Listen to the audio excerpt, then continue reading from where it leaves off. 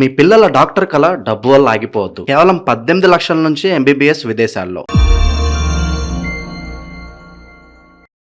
ప్రస్తుతంతో పాటు ప్రముఖ ఆధ్యాత్మికవేత్త, మంత్రతంత్ర జ్యోతిష్యులు, ఐకాన్ ఆస్ట్రాలజర్ సురేష్ బాబు గారు మనతో ఉన్నారు. గురువుగారితో మాట్లాడదాం. నమస్కారం గురుగారు. జై శ్రీమన్నారాయణ. గురుగారు, కన్యా రాశి వాళ్ళకి విశేషంగా సెప్టెంబర్ నెల ఎలాంటి ఫలితాలు ఉండబోతున్నాయి? ప్లస్లు మైనస్లు తెలియజేయండి. ఎలాంటి జాగ్రత్తలు తీసుకోవాలి వీళ్ళు? అలా మనకి ద్వాదశ రాశుల్లో ఒకటి కన్యా రాశి.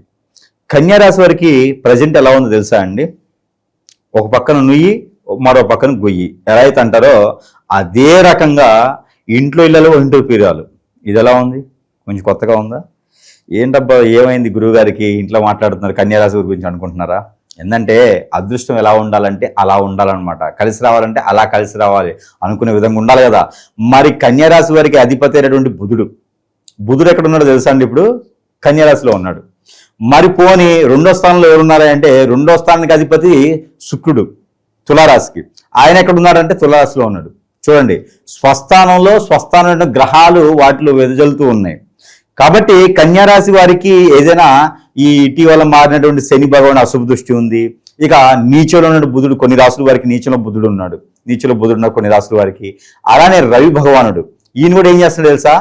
సెప్టెంబర్ 14వ తారీఖు ఎక్కడ ఉంటుంది తెలుసా?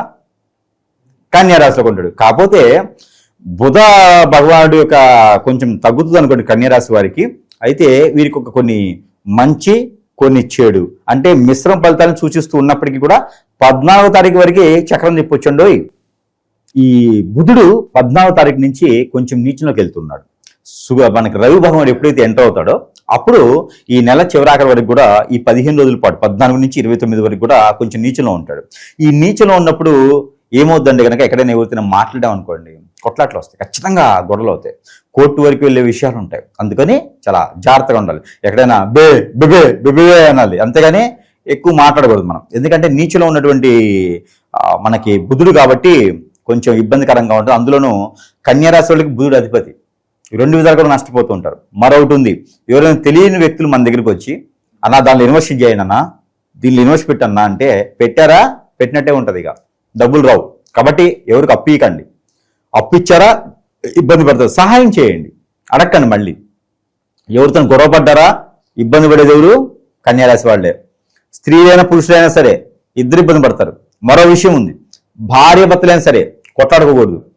బాగా అక్క చెల్లెలైనా సరే కొట్లాడకూడదు. కొట్లాడుకున్నారా ఇబ్బంది పడతారు. కన్యారాశి వాళ్ళు ఇబ్బంది పడతారు. చివరికి మారపడాల్సి వస్తుంది, భంగపడాల్సి వస్తుంది, బాధపడాల్సి వస్తుంది, రోడ్డు మీద పడాల్సి వస్తుంది. కాబట్టి ఆస్తులు తగాదలైనా, అన్నదమ్ములు భాగాలైనా, భార్య భర్త తగాదైనా, కోర్టు వరకు విషయాలైనా సరే నెమ్మదిగా మొలకంప మీద మనం తువాలు ఎట్లా లాక్కుంటామో చిన్నగా అదే విధంగా నెమ్మదిగా సామరస్యంగా లాక్కోవాలి. లేకపోతే మాత్రం ఖచ్చితంగా ఇబ్బంది అయితే కనిపిస్తుంది. ఇకపోతే తర్వాత వీరికి ఏంటంటే సెప్టెంబర్ 14వ తారీఖు వరకు ఎక్కడికి వెళ్ళకండి. దానికి నిలేరానుకో ఎవడన్నా వచ్చేసి లాగేసి పెట్టేసి తాళిగట్టి సెలిపోమని చెప్తారు. అదృష్టం. పెళ్లి కాని వారి కన్యారాశి ఉన్నారనుకోండి, ఎక్కడికి వీధుల్లోకి వెళ్ళేప్పుడు జాగ్రత్తగా వెళ్ళాలి. అయ్యా మా అమ్మాయి పెళ్లి చేసుకోని చెప్పేసి పెళ్లి తాళి కట్టేసి పంపించేస్తారు. అంటే ఇన్నాళ్ళు పెళ్లి కోసం చూస్తారు కదా, మరి పెళ్లి అయితే వద్దంటారు. పెళ్లి కావాలనుకున్న వాళ్ళు కన్యారాశి ఉంటే ఈ 10 రోజుల్లో క్షణంగా పెళ్లి అవుతాయండి. ఈ సంవత్సరంలో ఎందుకు అర్థం కాదు కానీ ఈ బుధుడు శుక్రుడు మంచి సానుకూలంగా ఉండేసి కన్యారాశి వైపున ఎట్టున్నారంటే అరే నువ్వు ఎంజాయ్ చేస్తావా, నువ్వు సుఖంగా ఉంటావా, లేదని చెప్పి పెళ్లి చేసేస్తున్నారు. కాబట్టి ఈ సెప్టెంబర్ 10వ తారీఖు లోపున ఎన్ని లక్షల పెళ్లిళ్ళు అవుతాయో తెలియదు కన్యారాశి వాళ్ళకైతే. కాకపోతే ఎక్కడైనా పురుగు పుట్టున్నా, ఎక్కడైనా పెద్ద వయసు ఉన్న వాళ్ళు వీళ్ళు ఉన్నా కూడా అందరూ ఏకదాటిగా పెళ్లిళ్ళు అయిపోతాయి కన్యారాశి వాళ్ళకి. నెక్స్ట్ ఏం దొరకలేదు. కన్యారాశి వాళ్ళు బ్యాచులర్గా ఉండడం కష్టం అనే విధంగా ఉన్నారు. కాబట్టి అదృష్టం అది. వీరికి మరొకటి కలిసి వస్తుందండి. పూర్వీకుల ఆస్తులు కానీ 14వ తారీఖు లోపు, ఏది సెప్టెంబర్ 14 లోపు పూర్వీకుల ఆస్తులు కానీ, పంట భూములు పండించే పొలాలు కానీ, ఎక్కడైనా ఎప్పుడైనా పాస్ట్లో స్థలాలు, ఇళ్ళు, ఫ్లాట్స్ ఎక్కడైనా తీసుకుని ఉండి అవి లిటిగేషన్లో ఉన్నాయి అయితే కనుక వాటి నుంచి వైతొలగి వీరి వైపు వచ్చేలా కనపడుతుంది. 14వ తారీఖు నుంచి కదా బుధుడు నీచన కలిసి అలానే మనకి కన్యా రాశి వాళ్ళకి బుధుడు 14వ తారీఖు నుంచి నీచంలోకి రావడం. ఎందుకంటే ఎక్కడైతే రవి భగవానుడు ఉంటాడో ఆ గ్రహం అనేది రవి తప్ప వేరే గ్రహాలు ఏమున్నా సరే అవి నీచంలోకి వెళ్తూ ఉంటాయి అనమాట. ఎంత పవర్ ఉన్నప్పటికీ ఆ గ్రహాల యొక్క స్థాయి తగ్గుతూ ఉంటుంది. కాబట్టి ఈ బుధుడు నీచంలోకి వెళ్ళే లోపు ఏదైనా కార్యక్రమాలు ఉన్నా, కోర్టు విషయాలు ఉన్నా, ఆస్తి తగాదాలు ఉన్నా కూడా కొంతమేర సెట్ చేసుకొని 14వ తారీఖు తర్వాత అక్టోబర్ 14 వరకు కొంచెం నెమ్మదిగా ఉంటే మాత్రం మళ్ళీ కూడా అన్ని రకాలుగా కూడా హైలో లెవెల్లోకి వచ్చేలా కనపడుతుంది. అలానే మనకి ఇబ్బంది లేకుండా ఉంటుందన్నమాట. అలానే ఈ కన్యా రాశి వారికి మరొకటి ఉంది. ఎప్పుడైనా ఎక్కడైనా వ్యాపారం చేస్తూ నష్టపోయి వదిలేసి వచ్చారా, మళ్ళీ స్టార్ట్ చేయండి, మళ్ళీ బాగుంటుంది. ఎక్కడైనా ఏదైనా కొన్ని అనవసరంగా కొన్నామే, లాస్ అయిపోయాం అనుకుంటున్నారా, అవి కూడా లాభం పొందుతాయి, మంచి రేట్ వచ్చేస్తాయి. మరి అది కూడా అదృష్టమే. మరి ఇంట్లో వాళ్ళు ఇప్పటివరకు మిమ్మల్ని అర్థం చేసుకోవట్లేదా? ఇప్పుడు మీ విలువ తెలుస్తోంది అందరికీ. కాబట్టి అది కూడా ఒక మంచిదే. ఎవరైనా ఎక్కడైనా మీ మీద కాంట్రవర్సీ చేయడం కానీ, ఎవరైనా ఎక్కడ మాట అనడం కానీ జరిగిందా, వాళ్ళు కూడా అర్థమైపోతూ ఉంటుంది. వీటితో పాటు కాకుండా మరి ఇంకొక విషయం ఏంటో తెలుసా అండి, కన్యా రాశి వారికి పెళ్లిళ్ళు అవబోతున్నాయి. అదొక విచిత్రమే ఉందిలేండి. ఎవరైనా పెళ్లి చేసుకోవాలి కదా, అందులో కన్యా రాశులు ప్రత్యేకంగా ఉంది. అయితే గ్రహాలని సానుకూల పడటం మామూలు విషయం కాదు. మామూలుగా కన్యా రాశులు పెళ్లి కావాలంటే నిజంగా స్వర్గలోకం నిర్ణయిస్తారా అనుకునే విధంగా వీళ్ళకి అంత మొత్తాన నచ్చారా అంటే మాత్రం వదలరు. కాబట్టి మంచి జాతకం ఉన్న వాళ్ళు పెళ్లి అయిన తర్వాత కలిసి వస్తున్నటువంటి వాళ్ళు పెళ్లి చేసుకుంటూ ఉంటారు. ఇక ముఖ్యంగా చెప్పాలంటే ఈ యొక్క సెప్టెంబర్ మాసం కన్యా రాశి వాళ్ళదేనా అనుకునే విధంగా ఉంటుంది. కాబట్టి ఇక ఈ కన్యా రాశి వాళ్ళు జాబుల పరంగా కానీ, జాబులు వెసులుబాటు కానీ, ప్రమోషన్స్ కానీ, ఇంక్రిమెంట్స్ కానీ, స్థల మార్పిడి కానీ అయితే మాత్రం ఖచ్చితంగా కనబడతా ఉంది. వీరు తీసుకోవాల్సిన జాగ్రత్తలు అయితే మాత్రం ఆరోగ్యం కొంచెం జాగ్రత్తగా ఉంచుకోవాలి. స్టమక్ రిలేటెడ్ సమస్యలు వీరికి వచ్చేలా కనబడతా ఉన్నాయి. స్టమక్ రిలేటెడ్గా, బ్లడ్ రిలేటెడ్గా కనబడతా ఉన్నాయి. గ్యాస్ట్రిక్ ట్రబుల్ కానీ, లివర్ ఉంటుంది కదా, లివర్ ప్రాబ్లం కానీ కనిపిస్తుంది. కొంతమందిలో అయితే కనుక ఏమంటారంటే వాటిని జాయింటీస్, కామర్లో జాయింటీస్ అంటారు చూసారా, అది వచ్చేటువంటి ఆలోచన కన్యా రాశి వాళ్ళు కనపడతా ఉంది. ఆరోగ్య ప్రకారంగా అయితే వాటితో కొంచెం జాగ్రత్తగా ఉండాలి. ఆమ్లా ఉసిరి ప్రతి ఒక్కళ్ళు అవసరం ఉన్నా లేకపోయినా కన్యా రాశి అయితే చాలు, వాళ్ళు ఒక నెల పాటు ఆమ్లా ఉసిరి juice, Amla aloe vera, Amla aloe vera juice ని కనుక ప్రతినిత్యం తీసుకోవాలి.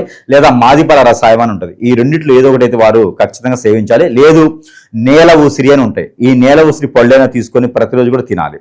వీటిలో ఏది చేసినా కూడా వారికి ఆ లివర్ ప్రాబ్లం రాకుండా, ఆ జాయింటిస్ లాంటి రాకుండా ఉండేందుకు ఆస్కారం ఉంటుంది. కాబట్టి ఇది చెప్పడం జరుగుతూ ఉంది.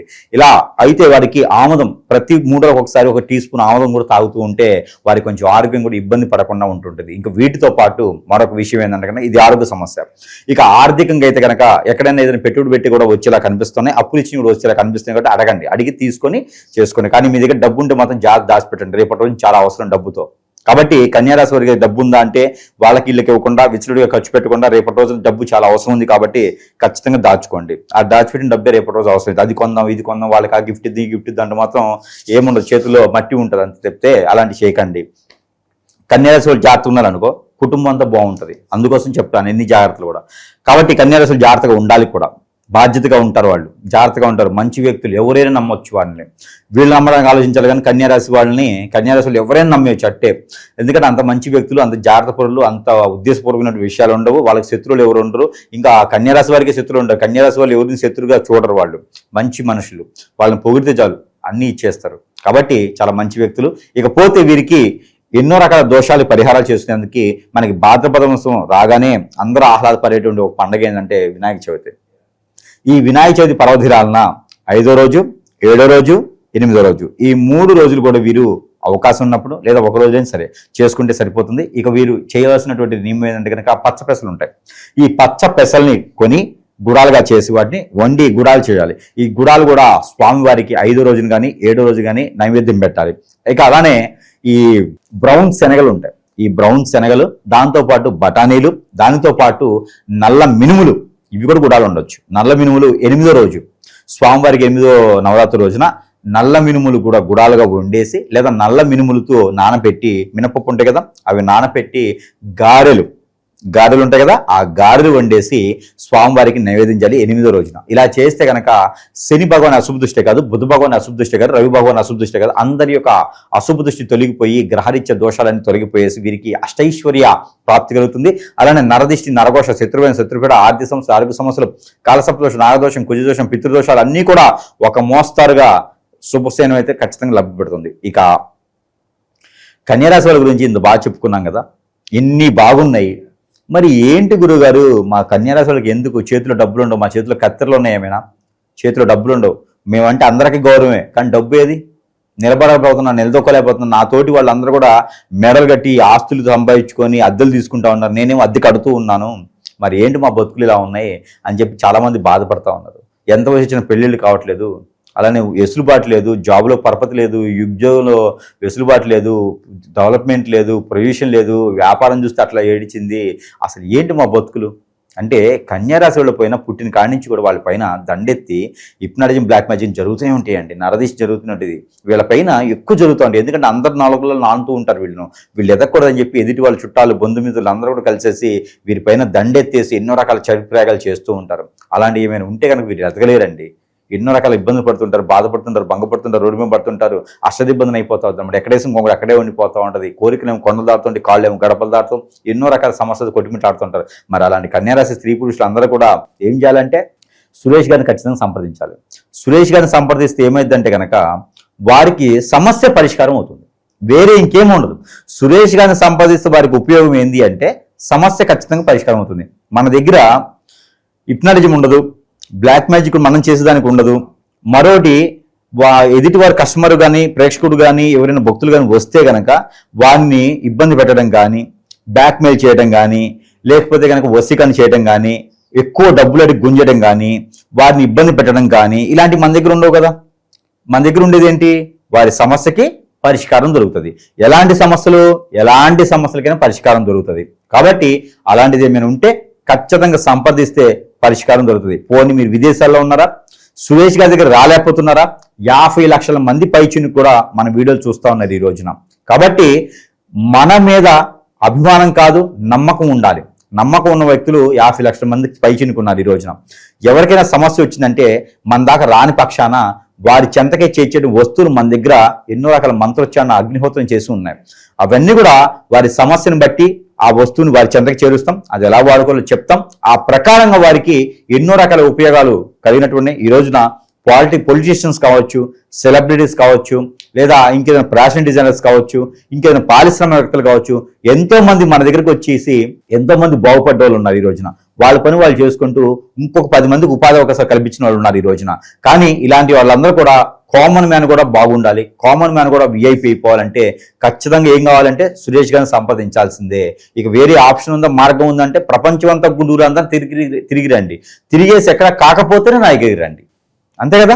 అలానే వీరికి ఇంకొక విషయం ఏంటంటే ఒక కన్యారాశి వాళ్ళకి సొంతమనే కాదు, ప్రతి ఒక్కరు కూడా ఒకటి చెప్తా ఉన్నా ఈ రోజున, ప్రజల కోసము ఒక మనిషికి ఒక్క రోజులో ₹1,00,00,000 సంపాదించుకునేటువంటి మార్గాలు ఎన్నో మన దగ్గర ఉన్నాయి. అవన్నీ కూడా రూపాయి పెట్టుబడి కానీ, రూపాయి రుసుము కానీ, మోసం కానీ లేకుండా చేసేటువంటి ప్రక్రియ ఉంది. అలాగే ఏమైనా కావాలంటే కనుక వారి పేరుని నమోదు చేసుకుంటే షరతులు వర్తించబడతాయి. మన టీం వెళ్ళి వారి దగ్గర సంప్రదిస్తారు.